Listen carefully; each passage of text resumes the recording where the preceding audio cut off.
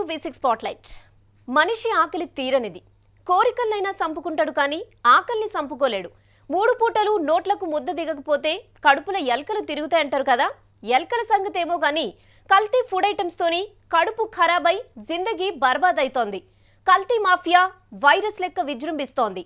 అసలు కల్తీకే అవకాశమే లేని తేనె, నెయ్యి లాంటి వాటిని కూడా కల్తీ చేస్తున్నారంటే నకిలీగాళ్లు ఎట్లా మోపైండ్రో చూడండి. ఓ దిక్కు ప్లాస్టిక్ బియ్యం కలకలం, ఇంకో దిక్కు నకిలీ కలకలం. జనం ఆరోగ్యం ఎవ్వరికీ వడతలేదు. దీనిపై V6 స్పాట్లైట్.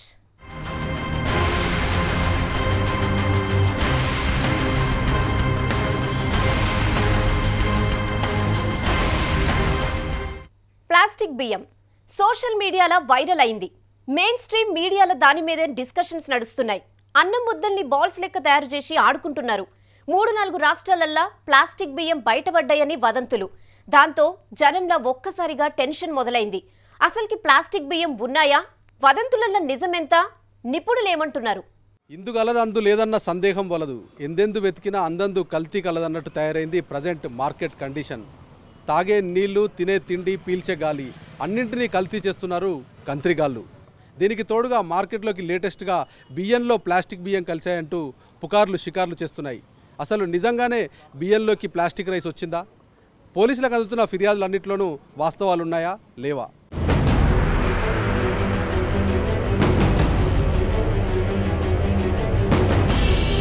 ప్లాస్టిక్ బియ్యం జనాన్ని పరేషాన్ చేస్తున్నాయి. దేశంలో చాలా చోట్ల ప్లాస్టిక్ బియ్యం అమ్ముతున్నారని పుకార్లు. ప్లాస్టిక్ బియ్యం పేరుతోని సోషల్ మీడియాలో పెట్టిన వీడియోలన్నీ వైరల్ అవుతున్నాయి. తెలంగాణ, ఆంధ్ర, కర్ణాటక, కేరళ, బెంగాల్ ఒకటేంది గత వారం దినాలుగా దేశంలో చాలా రాష్ట్రాలల్లా ప్లాస్టిక్ బియ్యం పరేషాన్ చేస్తున్నాయి. స్టేషన్లల్లా కేసులు కూడా నమోదవుతున్నాయి. అమీర్పేటల ఓ హోటల్లో ప్లాస్టిక్ బియ్యంతోని అన్నం పెట్టారని కొందరు స్టూడెంట్స్ గొడవ చేశారు. కొన్ని హాస్టళ్లల్లా కూడా పంచాదులు అవుతున్నాయి. ఇక ఏపీల కందుకూర్ల బస్తాల కొద్ది ప్లాస్టిక్ బియ్యం దొరికినాయని, కర్నూలు జిల్లా శ్రీశైలంలో బయటపడ్డాయని ఎన్నో పుకార్లు. వెస్ట్ బెంగాల్ జల్పాయిగురి, ఉత్తరాఖండ్ హల్ద్వారీ, కేరళలో కూడా ప్లాస్టిక్ బియ్యం బయటపడ్డాయని అనిపించింది.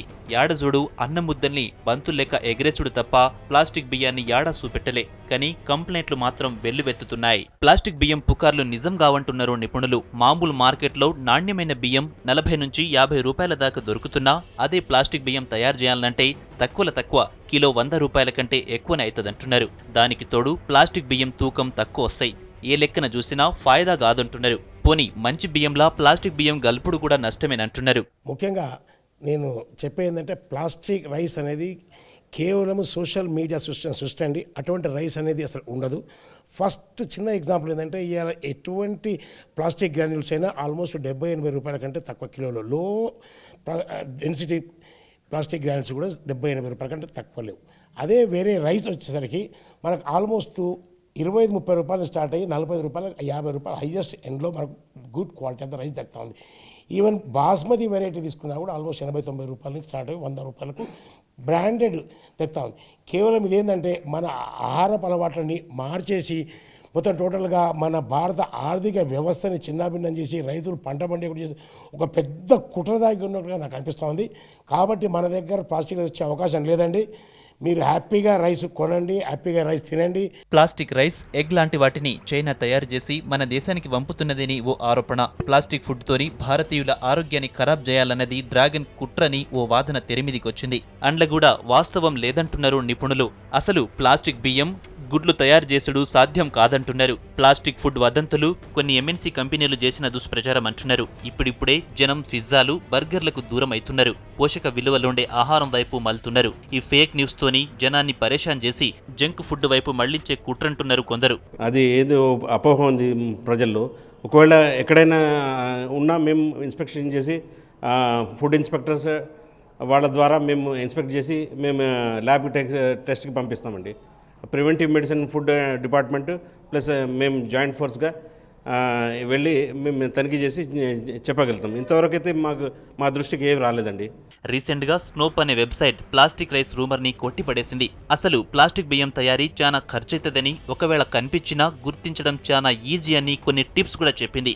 నిజానికి కొన్ని రకాల బియ్యాన్ని ఎక్కువ రోజులు నిల్వ ఉంచేందుకు రసాయనాలు కలుపుతున్నారట. అవి మక్కిపోయి ముద్దలా మారుతుందన్న వాదనలున్నాయి.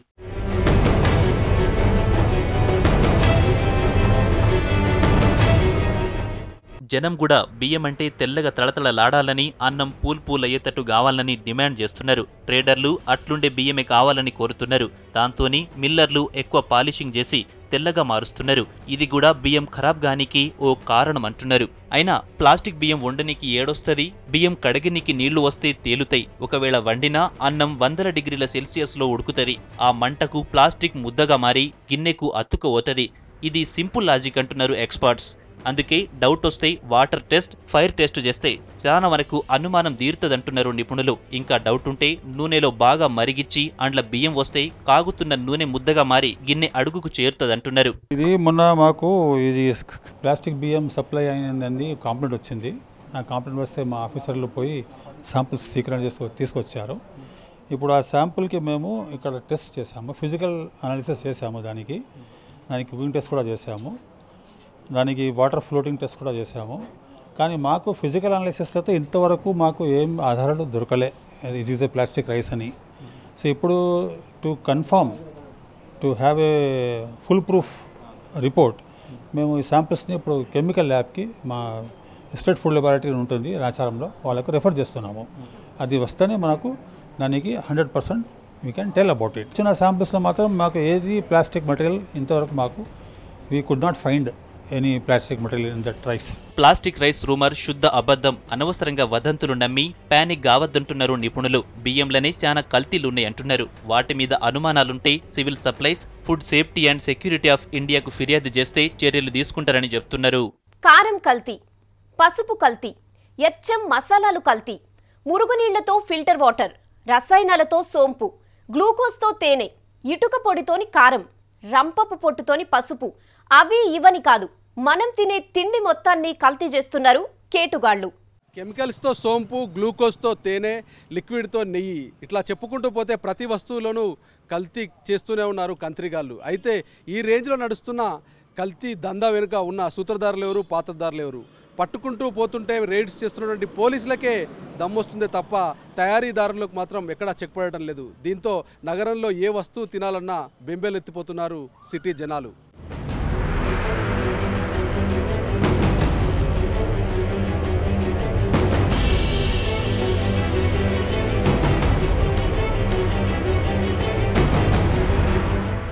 నెయ్యి ఘుమఘుమలాడే వాసన.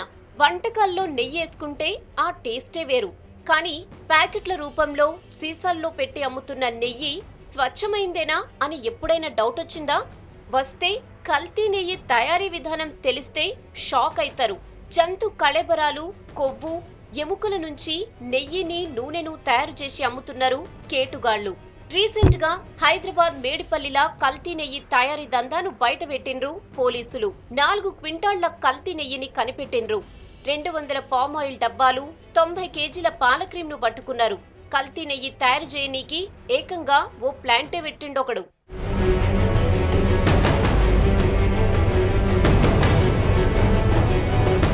మురారి ప్రొడక్ట్స్ పేరుతోని ఏకంగా కల్తీ తయారీ కేంద్రాన్నే నడుపుతున్నాడు వెంకటరామగోపాల్ అనేటోడు.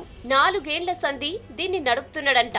కల్తీ నెయ్యే కాదు, కారం పొడి, అల్లం ఎల్లిగడ్డ పేస్టు, పసుపు, పాల పొడి, మసాలా లాంటి వాటికి నకిలీలు తయారు చేసి అమ్ముతున్నాడు. Secunderabad, Mallapur, Malkajgiri, Jubilee hills, Banjara hills లాంటి ప్రాంతాలల్లా పెద్ద పెద్ద మాల్స్, సూపర్ మార్కెట్లకు కూడా సప్లై చేసుకుంటా లక్షలు సంపాదిస్తుండట.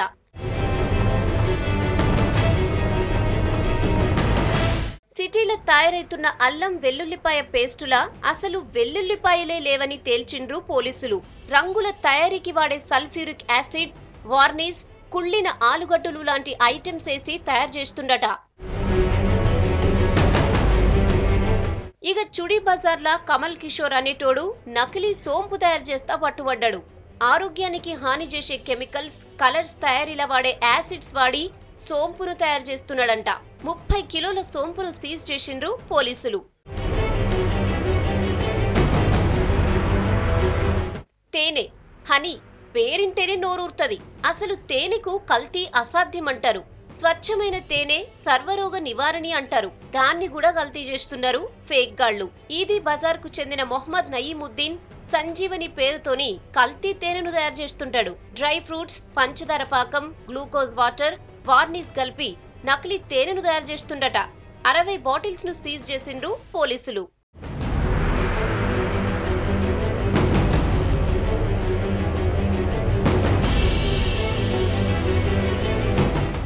ఇక కల్తీ నీళ్ల గురించి తెలిసిందే కదా.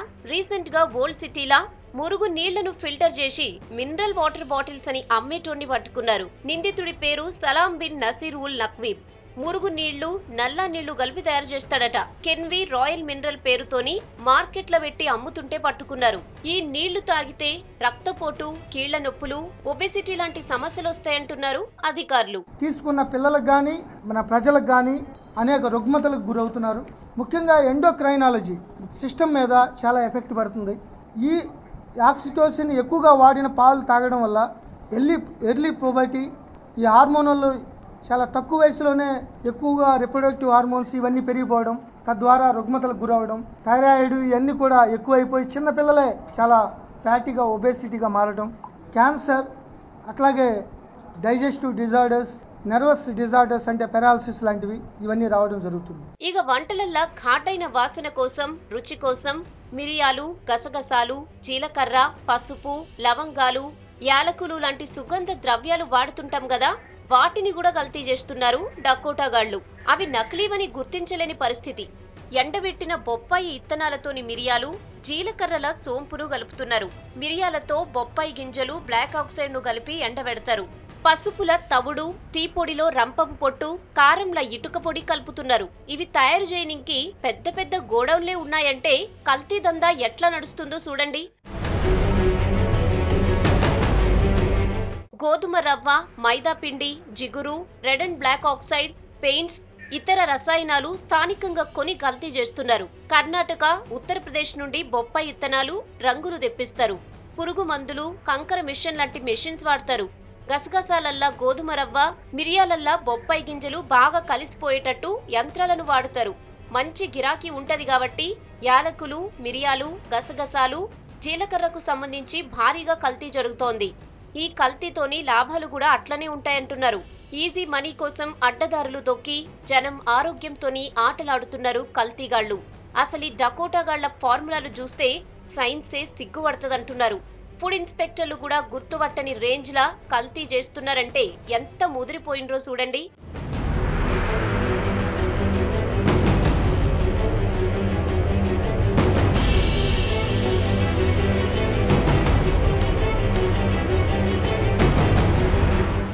సింథటిక్ పాలు, యూరియా పాలు, ఆక్సిటోసిన్ పాలు. అదేంది, మార్కెట్లకు కొత్త రకం బ్రాండ్లు ఏమైనా వచ్చినాయనుకుంటున్నారా?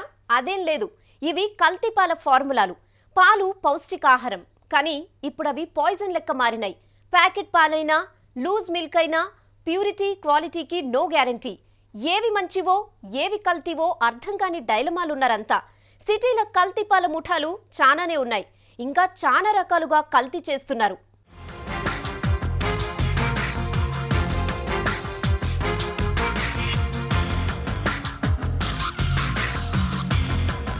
పాలు పోషకాహారం, milk is the secret of my energy అని గర్వంగా చెప్తారు చాలా మంది. కానీ ఇప్పుడు అదే మిల్క్ పాయిజన్ లా మారింది. ఎనర్జీ కోసం తాగే పాలు చిన్న పిల్లల్ని అనారోగ్యానికి గురి చేస్తున్నాయి. ప్యాకెట్ పాలైనా, లూజ్ మిల్క్ అయినా ఒరిజినల్ మిల్క్ అన్న గ్యారంటీ లేకుండా పోయింది.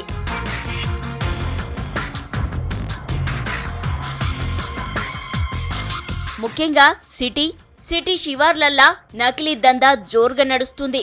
గోడౌన్లల్లా సీక్రెట్ గా కల్తీ పాలు తయారు చేసి తెల్లారేసరికి ఇళ్లకు చేరవేస్తున్నారు కంత్రీగాళ్లు.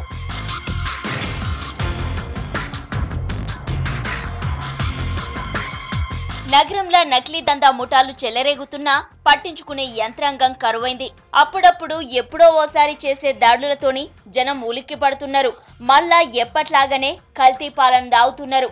కోర్టులు జోక్యం చేసుకున్నా, పోలీసులు దాడులు చేస్తున్నా నకిలీ పాల ముఠాల్ని ఏం చెయ్యలేకపోతున్నారంటే ఏంటర్థం?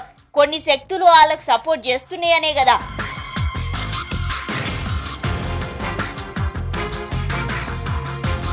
రీసెంట్ గా ఆక్సిటోసిన్ పాలని గుర్తుపట్టిర్రు. పాలిచ్చే బర్రెకు పొద్దుగల్లా, సాయంత్రం 2 పూటల ఆక్సిటోసిన్ ఇంజెక్షన్ చేస్తారట. మామూలుగా అయితే హార్మోన్ల ఉత్పత్తితోని పాలస్తాయి, కానీ ఆక్సిటోసిన్ అట్లా కాదు. బర్రె రక్తం కూడా పాల లెక్క మారుతుందన్నట్టు.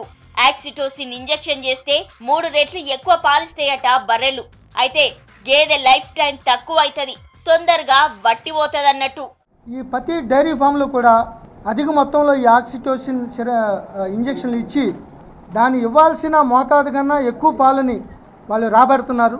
దానివల్ల ఆ యొక్క బఫెల యొక్క లైఫ్ స్పాన్ తగ్గిపోవడంతో పాటు ఆ పాలు తీసుకున్న పిల్లలకు కానీ మన ప్రజలకు కానీ అనేక రుగ్మతలకు గురవుతున్నారు.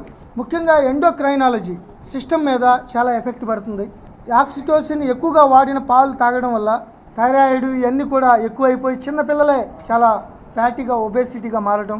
నార్మల్ అక్కడ పనిచేసే డైరీ ఫామ్లో పనిచేసే వాళ్ళు ఇష్టం వచ్చినట్లు ఈ ఆక్సిటోసిన్ ఇంజెక్షన్లు చేసి ఈ పాలను ఉత్పత్తి చేస్తున్నారు. సో దీని మీద 15 డైరీ ఫామ్ల మీద 15 మంది ఆ నిర్వాహకులను అరెస్ట్ చేసి ఆ సిరంజీల్ని ఆ ఇంజెక్షన్ని సీజ్ చేసి 273, 272 కింద మేకింగ్ ఫుడ్ ఐటమ్స్ నాక్సియస్ విషపూరితంగా మారటానికి అనారోగ్య ప్రభావితం కలిగజేసే విధంగా ఉండేందుకు 420గా కలిపి ఆ సెక్షన్ పెట్టడం జరిగింది. ఇక స్వచ్ఛమైన పాలను కాదు, పాల పౌడర్ను కూడా కల్తీ చేస్తున్నారు కన్నింగాలు. రసాయనాలు, సన్ఫ్లవర్ ఆయిల్తో పాలు తయారు చేస్తున్నారు కంత్రిగాలు. పాల పౌడర్ ప్యాకెట్లను కూడా కల్తీ చేస్తున్నారు. సైదాబాద్, మాదన్నపేట అడ్డాలుగా సాగుతున్న ఈ కల్తీ కేంద్రాల మీద దాడులు చేసిన టాస్క్ ఫోర్స్ పోలీసులు 5 క్వింటాల నకిలీ పాల పౌడర్ను స్వాధీనం చేసుకున్నారు.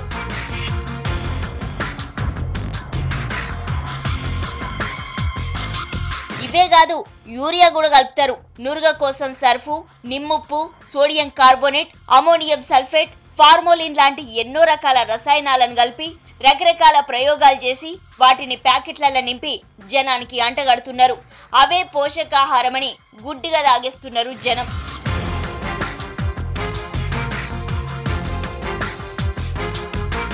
తినే పదార్థాలు ఏవైనా కల్తీ చేసుడు క్షమించరాని నేరం. ఇది అతిక్రమించినోళ్లకు భారీ జరిమానాలు, శిక్షలు, స్పాట్ జడ్జ్మెంట్. ఇన్నున్నా మళ్ళా ఈ దందను ఎందుకు అరికట్టలేకపోతున్నారనే కదా డౌట్. ప్యాకెట్ వినియోగదారుని చేతికొచ్చేదాకా మిల్క్ సప్లయర్ది బాధ్యత. ప్యాకెట్ ని ఓపెన్ చేసి గిన్నెలో పోసుకున్నాక అతనితో సంబంధం లేదు. మనకిచ్చిన ఆ పాలు ఎక్కడి నుంచి వచ్చినాయో దానికి బాధ్యులెవరో గుర్తించుడు కష్టం. అందుకే కొన్ని జాగ్రత్తలు తీసుకుంటే నకిలీల గుట్టు బయటపెట్టుడు పెద్ద కష్టం కాదు, దళారులను ఇరికిచ్చుడు అసలే కష్టం కాదు.